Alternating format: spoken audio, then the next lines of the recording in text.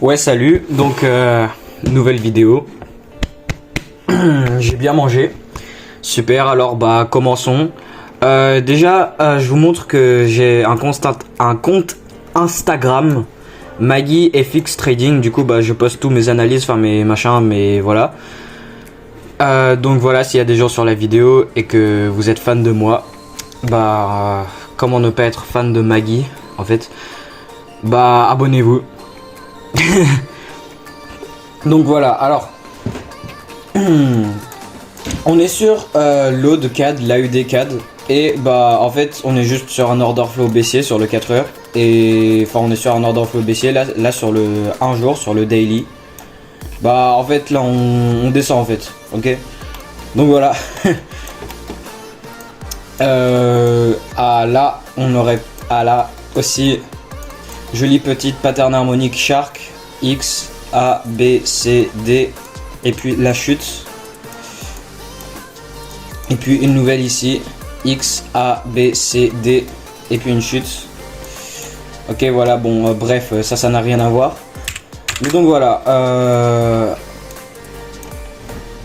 Alors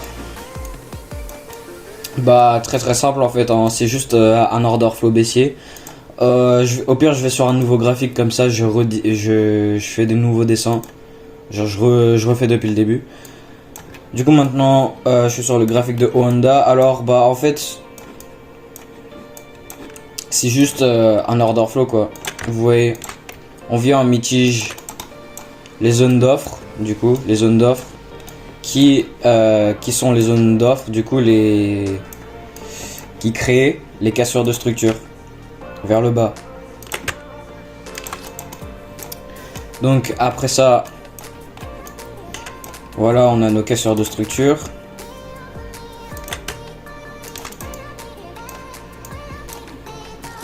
Je montre, voilà, c'est juste pour montrer nos casseurs de structure vers le bas. Donc voilà, on vient mitiger ce qu'il y a à mitiger. Ici il y a ça là, cet achat avant la vente qui crée la cassure de structure qui est là dedans. On remonte pour venir fermer les positions en négatif du Composite Man en prenant les liquidités. Après on revend on re-achète avant de vendre pour créer des nouvelles cassures de structure. Sauf que après il descend tellement bas qu'il peut plus remonter. Donc ça c'est les nouvelles zones de supply qui seront mitigées avec de la liquidité à prendre. Et bon, ainsi de suite, hein. Ainsi de suite en fait. Et donc là, bah dans cette mèche, qu'est-ce que c'est? Bah sur les intervalles de temps plus petites, c'est une achat avant la vente. Du coup globalement l'achat avant la vente c'est tout ça. Mais c'est raffiné dans ça, pour ceux qui savent, s'il y a des gens sur la vidéo. Et aussi qu'est-ce qu'on peut avoir là-dedans aussi, ouais non, j'ai rien dit. Donc là on est en train de descendre et on est en train de casser de la structure vers le bas. Enfin on est sur un bel order flow baissier, on est sur une belle tendance baissière. Du coup bah enfin il n'y a aucune raison pourquoi le prix il viendrait pas chasser ce bas qui est ici et créer une nouvelle cassure de structure. Donc voilà. Maintenant on a notre direction du marché. Le prix il veut venir prendre le bas qui est ici. Et puis nous bah qu'est-ce qu'on veut faire, c'est qu'on veut vendre en fait, c'est logique. Donc je vais sur le 1 heure, qu'est-ce qu'il y a sur le 1 heure. Donc déjà bah là on a cassé la structure, on a eu notre réaction de notre zone d'offre, notre zone de supply, notre order block, ce que vous voulez. Et puis enfin voilà, on a notre confirmation qu'on va vers le bas pour venir chercher du coup ce bas ici sur le 4 heures. Donc là qu'est-ce qu'on est en train d'avoir? Une réaction de cette zone d'offre ici là. Vous voyez cet achat avant la vente là dedans. Donc en gros sur les intervalles de temps plus petites là dedans, ça serait une redistribution, parce que ici qu'est-ce qu'on fait? On distribue là dedans. Ok, transfert main forte, main faible, enfin main faible, main forte. Le Composite Man il accumule, enfin il prend toute la liquidité qu'il lui faut pour ensuite injecter ses grosses ventes et venir casser de la structure. Donc là on a une redistribution juste après la distribution. Et là on est en train de réagir. On prend la liquidité qui est en haut de tout ça, à la zone de support des retail, enfin avec leur stop loss au-dessus, enfin bref, voilà. Et là on est en train de réagir. Sauf que moi je vais pas du coup venir chercher des ventes dans la dernière, dans le dernier achat avant la vente qui est ici. Avec du coup de l'imbalance là-dedans, enfin du déséquilibre là-dedans. Fair value gap, enfin voilà, pareil. Je vais pas faire ça, pourquoi? Bah en fait, il y a ça qui est pas mitigé. Enfin en fait, faut se poser la question. Qu'est-ce qui casse les bas? Qu'est-ce qui casse les structures? Quel est le mouvement qui a cassé ce bas ici et ce bas ici? Bah en fait c'est cette redistribution là. On redistribue pour ensuite venir casser les deux bas. Sauf que bah enfin en réalité c'est ça, c'est cet achat avant la vente ici qui vient casser. Donc moi ce genre de choses je l'ai déjà vu se passer plusieurs fois. En fait là on aurait très bien pu vendre là et venir viser du coup des bas qui sont ici. Du coup ça va venir casser de la structure là, enfin non pas casser de la structure, mais je supprime ça. Mais moi en fait je veux que le prix il vienne. Moi je vois le prix venir dans cette zone d'offre, dans cette zone de supply ici. Ou globalement c'est tout ça là, c'est cet achat avant la vente là-dedans. Mais on peut la raffiner, mais voilà, juste pour montrer, du coup c'est ça. Donc voilà. Alors faut pas que je me perds là, parce que voilà, il y a des choses sur le graphique, maintenant je commence un petit peu à me perdre. Donc on a notre réaction de cette redistribution ici en prenant de la liquidité, et maintenant on redescend pour venir là. Mais moi ce que je vois le prix faire, bah mitiger la zone de demande qui est ici. Vous voyez là on est en train d'avoir une jolie réaction. Ça c'est tradable, on aurait pu vendre de ça. Mais en fait il faut avoir la direction du marché, parce que enfin on va pas venir mitiger juste cette petite redistribution un petit peu insignifiante et juste après ça directement venir casser le bas qui est là. Enfin le composite man il a quand même des positions à négatif ici là. Et en plus ils sont pas si hauts que ça. Regardez ce qu'il peut faire le composite man. Il mitige des positions en négatif qu'il a ici. En les mitigeant, bah, il redescend pour venir mitiger ce qu'il y a ici. Et après ça, bah, qu'est-ce qu'il a réussi à former? Ici, qu'est-ce qu'il y a? Bah, de la liquidité. Vous voyez? Des hauts égaux ou des equal high. Enfin là du coup sur les intervalles de temps plus petites, cette mèche ça serait une structure. Donc là en haut de ça, en fait c'est juste de la liquidité. Donc on peut trader ça, on peut vendre de ça. On peut vendre par cette redistribution pour venir mitiger ce qu'il y a à mitiger ici. Mais ensuite du coup pour venir, il est où mon outil? Voilà. Pour venir mitiger les positions en négatif qu'il a là. Pour ensuite venir casser le bas sur le 4 heures. Vous voyez ou pas? Et ça c'est un très bon setup. Regardez, moi mes setups, mes setups ils ressemblent à ça. Regardez, mes setups préférés c'est ça. On a l'achat avant la vente du composite man, après avoir mitigé une achat avant la vente, et enfin voilà, ainsi de suite. Et après on vient casser de la structure, du coup on a notre réaction de là. Et le prix il est maintenant prêt à venir chercher les bas, enfin la liquidité qui est en haut de tous ces bas, pour poursuivre l'order flow global sur le 4 heures. Et donc bah là qu'est-ce qu'on a? Aussi, si je prends mes retracements Fibonacci dans le range, bah mes retracements Fibonacci, le 70.5, le 79 et le 886, bah le 886 il est en haut. Mais enfin voilà, il se rencontre. Et là en fait, attendez, je mets juste le template de base de Fibonacci.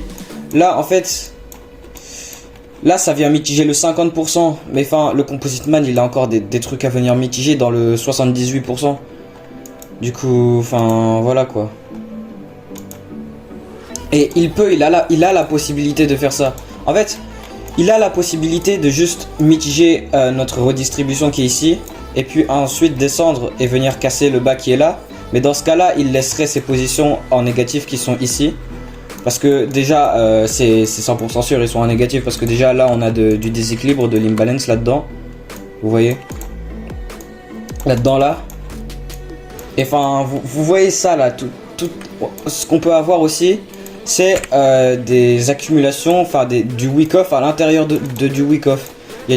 C'est du weak-off fractal. Là, on a une distribution. Et là, on a une autre distribution à l'intérieur d'une plus grosse distribution. Voilà, le Composite Man, il fait toute une consolidation, il fait tout un bloc. Enfin, voilà. Et ça se rencontre avec mes niveaux Fibonacci très souvent. Enfin, ça, juste, il va, enfin, comment dire. Là, en haut de tous ces hauts, il y a juste une tonne de liquidité, ok? Là, juste là, il y a une tonne de liquidité, là, juste en haut de ça, ok? Tout ce qu'il a à faire, c'est venir chercher tout ça. Qu'est-ce qu'il y a en haut de ces hauts, du coup, de la liquidité acheteuse? C'est du buy side liquidity, c'est de la liquidité acheteuse. Et qu'est-ce qu'il lui faut, du coup, pour fermer ses positions en vente? Qu'est-ce qu'on fait pour se débarrasser? Du coup, oui, il veut vendre. Parce que il va emmener le prix vers le bas. En même temps de venir fermer ses positions en négatif, c'est là où il va injecter ses positions en vente. Qu'est-ce qu'il lui faut pour vendre des trilliards ou des milliards? Enfin, je sais pas. Qu'est-ce qu'il lui fait pour vendre énormément? Il lui faut la contrepartie en achat. Du coup, là, il prend toute la liquidité acheteuse qui est en haut de ses hauts. Il ferme ses positions en négatif et il vend pour venir chercher le bas ici sur le 4 heures. Donc voilà, la vidéo elle dure 12 minutes, c'est beaucoup. Donc pour moi, qu'est-ce que c'est? Pour moi, qu'est-ce qu'on a là? On vient juste mitiger une redistribution qu'il y a ici, en prenant de la liquidité en haut de ces hauts. Pour ensuite vendre et venir fermer ce qu'il y a là. Parce que je vous rappelle, là-dedans, c'est mitigé. Ça se voit très bien, ça se voit facilement là. Et ça aussi, ça se fait mitiger. Vous voyez? Sauf que là, c'est pas mitigé. Et on a du déséquilibre aussi. Donc là, qu'est-ce qu'on vient faire? On vient dedans. Et là, on est en train d'avoir notre réaction. Sur les intervalles de temps plus petites, cette mèche, c'est une structure. C'est un bas qui est plus bas que les... C'est un bas qui est plus bas que tous les bas précédents. Parce que là, ça, c'est quoi? Ça, c'est un order flow baissier sur le 5 minutes, sur le 1 minute, sur le 3 minutes, sur les intervalles de temps minuscules. Donc voilà, et là, qu'est-ce qu'on peut avoir? Qu'est-ce qu'on peut faire en vrai? Quand ça va venir casser... Merde. Quand ça va venir casser nos structures, qu'est-ce qu'on va laisser derrière? Une nouvelle sorte de petite vente avant l'achat, à venir mitiger. On revient dedans. Et là, vu que c'est des zones vraiment petites, raffinées, et du coup le stop loss il est petit, ça peut nous permettre d'avoir des gains en ratio risque-récompense très très très gros. Donc là après il remonte pour fermer ce qu'il a à fermer dans cet achat avant la vente. Enfin globalement c'est tout ça. Ok.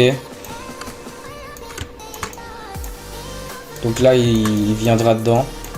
En prenant la liquidité qui est en haut de tous ces hauts. Vu qu'il y a des stop loss là-haut. Il n'y a pas de question à se poser, il y a juste des stop loss là. Ceux qui comprennent pas que les gens qui sont en train de vendre de cette redistribution et qui comprennent pas qu'on va avoir une réaction de cette zone de demande ici et qui sont en train et qui ont leur take profit ici, là, ils ont déjà pris des bouts de profit, vu que s'ils sont pas cons, ils ont déjà pris des partials de leur profit avec ces cassures de structure là. Qu'est-ce qu'ils ont fait? Ils ont mis leur stop loss au break-even, ou alors ils ont leur stop loss peut-être au même endroit là où ils ont leur stop loss de base. Du coup, et du coup, ils sont en vente. Leur stop loss, c'est quoi? C'est des achats. Du coup, c'est de la liquidité acheteuse. Le Composite Man, il vient, il prend tous ces stop loss acheteuses. Du coup, il a sa contrepartie en achat pour ensuite pouvoir vendre ses milliards. Quand il reviendra au même niveau, là où il pourra fermer ses positions en négatif. Parce que des positions en négatif, pourquoi? Là il achète, il a plein de positions acheteuses là. Ses positions en vente, là pour l'instant elles sont en positif. il a des positions à vendre plus grosses que ses positions acheteuses. Mais il a quand même enfin, ses gains sont plus gros que ses pertes, mais il a quand même des pertes. Et c'est juste, il préfère s'il vient les refermer, c'est mieux. C'est pour ça, par exemple, si on va sur le 4 heures, on a des zones d'achat avant la vente, comme là-dedans par exemple, ou quelque part, enfin, je ne sais où, mais enfin, tout en haut, là, il y en a. Il a tout le temps des trucs en négatif, mais globalement, il gagne. Enfin, il peut pas perdre. Mais, enfin, voilà. Ça fait 1000 ans que je raconte la même chose. Enfin, pour moi, c'est vraiment bien. Si je sors le volume profile aussi, on a quoi? Bah, qu'est-ce qu'on a? L'endroit où il y a le plus de volume, c'est exactement là où on a notre distribution week-off. Et si j'active les valeurs, c'est où les valeurs? Là, qu'est-ce qu'on a? On a 9.87K en achat et on a 9.453K en vente. Du coup, bah, il y a plus de volume acheteur là-dedans que de volume de vente. Sauf que, qu'est-ce qui se passe là-dedans? Bah, il injecte des grosses ventes. Du coup, pourquoi il y aurait plus de volume d'achat que de volume de vente? Mais parce que il a acheté avant de vendre. Enfin, là-dedans, il a des... Pourquoi j'explique ça? Bon voilà, j'espère s'il y a quelqu'un sur la vidéo et qui a tenu jusqu'au bout et qui a réussi à supporter ma voix ou ma manière de faire ou enfin voilà. Bah bravo. Donc voilà. Abonnez-vous et tradez bien. Et puis voilà. Bon bah ciao alors.